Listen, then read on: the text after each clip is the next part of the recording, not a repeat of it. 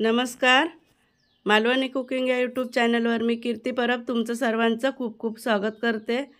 तर आज आपण एका पावडरपासून खरवस कसा बनवायचा ते बघणार आहोत. तर ही आहे श्री कामेश्वरी कामधेनू खरवस पावडर. हे बघा, ही खरवस पावडर वापरून आज आपण खरवस बनवणार आहोत. तर इथे आता मी खरवस बनवण्यासाठी अर्धा लिटर दूध घेते आहे. ही एक पॅकेट 100 ग्रामचं आहे, तर 100 ग्रामच्या पॅकेटसाठी अर्धा लिटर दूध वापरायचं. इथे मी अर्धा लिटर दूध वापरते. दूध ओतून घेऊया बाउलमध्ये. आता या अर्धा लिटर दुधामध्ये मी 150 ग्रॅम गूळ घालून घेते. तुम्हाला जसं कमी जास्त गोड पाहिजे असेल त्या प्रमाणात तुम्ही घालू शकता. तर इथे मी 150 ग्रॅम गूळ वापरला आहे, कारण त्या पॅकेटवर सुद्धा प्रमाण दिलेलं असतं. 150 ग्रॅम गूळ किंवा साखर तुम्ही वापरू शकता. हे चांगलं मिक्स करून घेऊयात. आता याच्यामध्ये मी किंचित अशी एक चिमूट हळद टाकून घेते आहे कलरसाठी. तुमच्याकडे केसर असेल तर तुम्ही केसर वापरू शकता. माझ्याकडे केसर नाही म्हणून मी थोडीशी हळद वापरली, एक चिमूटभर.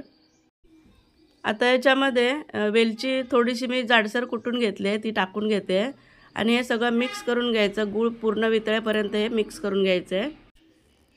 गूळ पूर्ण वितळला की आपण त्याच्यामध्ये कामधेनू ब्रँडची खरवस पावडर टाकून घेऊयात आणि ही सुद्धा व्यवस्थित मिक्स करून घेऊयात. अगदी व्यवस्थित मिक्स करून घ्यायची, गुठळ्या ठेवायच्या नाही आहेत त्याच्यामध्ये. छान मिक्स करून घ्यायची आहे ही. आता हे खरवसाचं मिश्रण आपलं पूर्णपणे तयार झालं आहे. तर ह्याला आता आपण 10 ते 15 मिनटं ह्याला वाफ देऊन घ्यायची आहे. तर हे आता मिश्रण पूर्ण तयार झालं आहे.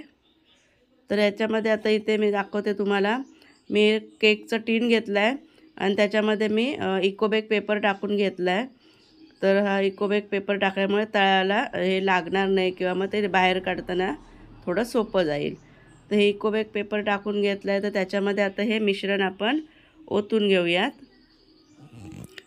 कधीही तुम्ही अगदी झटपट खरवस बनवून खाऊ शकता. जे खरवस ज्यांना आवडतो ते झटपट करून खाऊ शकतात, कारण एकदम सोपं आहे बनवायला. काही जास्त त्याच्यामध्ये पदार्थ लागत नाहीत. हे आता टाकून घेतलं आहे मी याच्यामध्ये. तर आता हे आपण वाफवायला ठेवून घेऊया. आता इथे गॅसवर मी एक टोप ठेवला आहे, त्याच्यामध्ये 2 ते 3 पेले पाणी टाकून मी त्याला कड काढून घेतला आहे. आणि आता हे जे मिश्रणाचा आपला टीन आहे तो अलगदपणे त्या टोपामध्ये ठेवून घ्यायचं आहे. हे बघा. आणि याच्यामध्ये एक छान असं झाकण ठेवायचं की वाफ बाहेर गेली नाही पाहिजे अशी. आणि हे 10 ते 15 मिनटामध्येच होतो. जसं आपण मोदक वाफवतो त्या प्रकारे. आता इथे मी झाकण ठेवून घेतलं आहे आणि ह्या झाकणातून वाफ बाहेर जाऊ नये म्हणून याच्यावर काहीतरी थोडंसं असं जड वस्तू ठेवायची. तर इथे मी आता एक खलबत्ता माझा ठेवून घेतला आहे वरती आणि आता 10 ते 15 मिनटं आपण हे वाफवून घेऊयात. आता हे 15 मिनटांनी मी बाहेर काढून घेतलं आहे. त्याच्यामध्ये सुरी टाकून बघूया. आता क्लीन आली आहे सुरी, म्हणजे हे खरवस आपला छान असा उकडला गेला आहे. तर आता हा थोडासा 1 ते 2 तास थंड करून सेट करून घ्यायचा आहे. त्याच्यानंतरच याच्या वड्या पाडून घ्यायच्या आहेत. तर आता हा मी 2 तासासाठी ठेवून देते आहे फ्रीजमध्ये. आता आम्ही थंड करून घेतला आहे, थंड म्हणजे सेट करून घेतला आहे.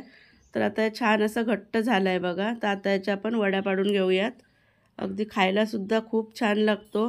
जो आपला चिकाचा खरवस असतो त्याच्यासारखीच अगदी याची चव लागते आणि खूप छान होतो. तर हा आता मी कापून घेते, वड्या पाडून घेते. खूप छान याच्या वड्यासुद्धा निघाल्या आहेत, तुम्ही बघू शकता. हे बघा, खूप छान असा खरवस झाला आहे हा. अगदी जसा आपण चिकाच्या दुधाचा खरवस बनवतो अगदी त्याच प्रकारे हा खरवस झाला आहे बघा तयार. छान झाला आहे. हे बघा, खूप असा मस्त आला आहे आणि त्यासुद्धा टेस्टलासुद्धा तेवढाच चांगला झाला आहे. खूप छान अशा वड्यासुद्धा निघत आहेत. तर हे मी आता काढून घेते सर्व वड्या डिशमध्ये. इन्स्टंट खरवस अगदी खाण्यासाठी तयार झाला आहे बघा. खूप छान आणि टेस्टी होतो. एकदा तुम्हीसुद्धा पॅकेट आणून करून खाऊन बघा जर तुम्हाला खरवस आवडत असेल तर. आणि व्हिडिओ कसं वाटलं ते मला कमेंटमध्ये नक्की सांगा. जर व्हिडिओ आवडला असेल तर लाईक शेअर करा. चॅनलवर नवीन असेल तर सबस्क्राईब करा आणि भेटूया पुन्हा एका नवीन व्हिडिओमध्ये. तोपर्यंत मस्त रहा आणि स्वतःची काळजी घेत रहा.